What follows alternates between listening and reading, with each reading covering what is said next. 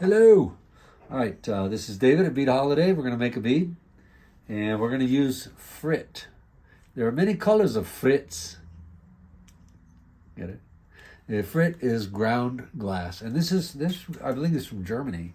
And usually you can't mix German with other glass that it has a different what we call COE, the coefficient of expansion.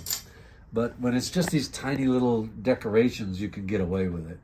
So first I turn on the propane, as always, then bring in the oxygen. Get a nice little flame going there. That's pretty big. All right. And then these here are called the fingers. So you want them to look like that with just a tiny bit of yellow. So you see how I'm putting the glass, just kind of slowly introducing the heat. And then this is called a mandrel. It's covered with clay. We also cook that, get that going. And then I guess before I get too carried away, I should lay out some Frit. Get that ready. So I'm going to lay it right here in a row. This is a graphite marver or paddle. And graphite just, the hot glass won't stick to it. It doesn't freak out from the heat or anything like that. So it's pretty handy. So here we go. I use the glass in my non-dominant hand. And I use the mandrel in my dominant hand. And Jackson, who's holding the camera there, and Giovanni, who's over there behind him, and we all have our safety glasses on. We all kind of just experiment around, so different people choose different ways. But the glass, we generally work through the flame. And the mandrel, you don't want to cook that clay too much. So you work the mandrel under the flame. So once I get this glass good and hot, then I can just lay it right through the flame. And I kind of jiggle it on there. And if you've ever done stucco, or concrete work and clay and certain things, you use that same jiggling motion with a lot of liquid and semi-liquid substances. It seems to just get it in the cracks and do what you want it to do. So there's about a good enough sized bead, and then we always put our hot glass away from ourselves so we don't have a tragedy. But as a famous lamp worker that I know says, when you burn yourself, you just carry on. So now I put it in the heat, and you see the mandrel's below the flame.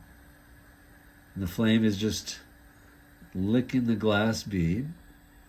And all I'm trying to do is get it hot enough to get it kind of symmetrical. Symmetrical beads are not my specialty. But if you see what I just did, I had a kind of a skinny spot. And I got that skinny spot hot, and it grew. So, it's kind of counterintuitive. When you have a skinny spot, you think you should heat the big spot. But as I learned in electronics class in high school, when you solder things, heat draws, heat pulls. So you heat that skinny spot, and it pulls glass around that side. So that's not the most symmetrical bead on earth. But it's okay. It has little dimpled ends, and that's what we like.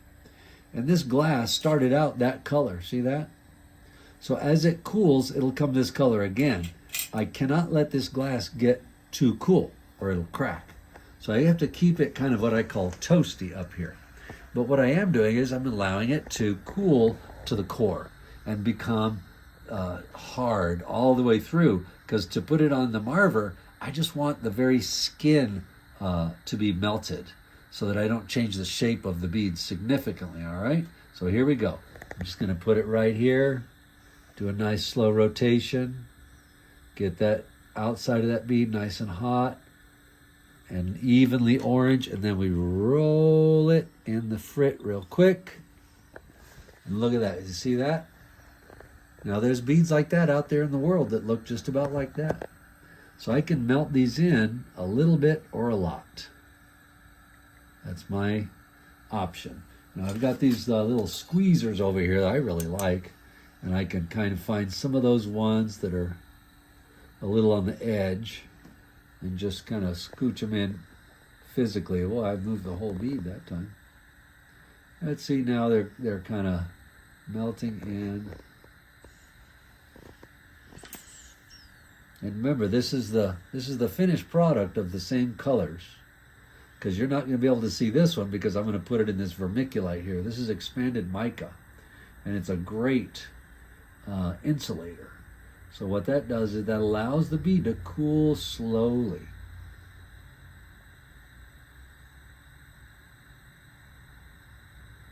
So I'd say that's about good.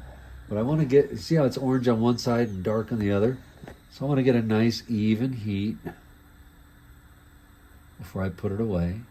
And then I can just wait and let it cool and then put it in there, because you don't want to put it in when it's gooey. It's going to grab the stuff. But I can do a thing here called, this is called a reduction flame. And that's reduced oxygen. And it makes it hungry. You see how that big white, that's unburnt propane.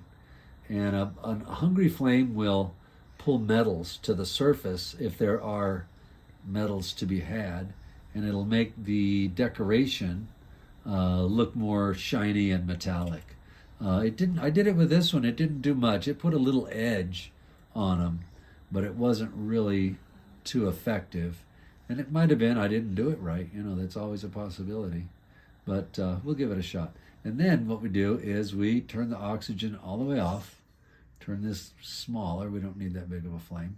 And then we wait until black soot adheres to the glass, because it will not adhere until the glass is below something like 980 or 970 degrees.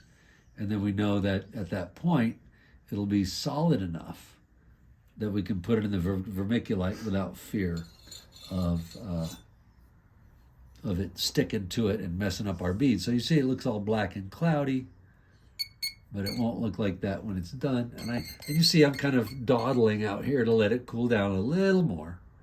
We put it in the vermiculite, cover it up, and when we pull it out, it should look about like this, but not quite as misshapen. So there you go. That's using Frit with Italian glass. Peace. Here is the final product with that bright yellow Italian and the purple Frit from Germany. You can see those little edges that came from putting it in the propane flame.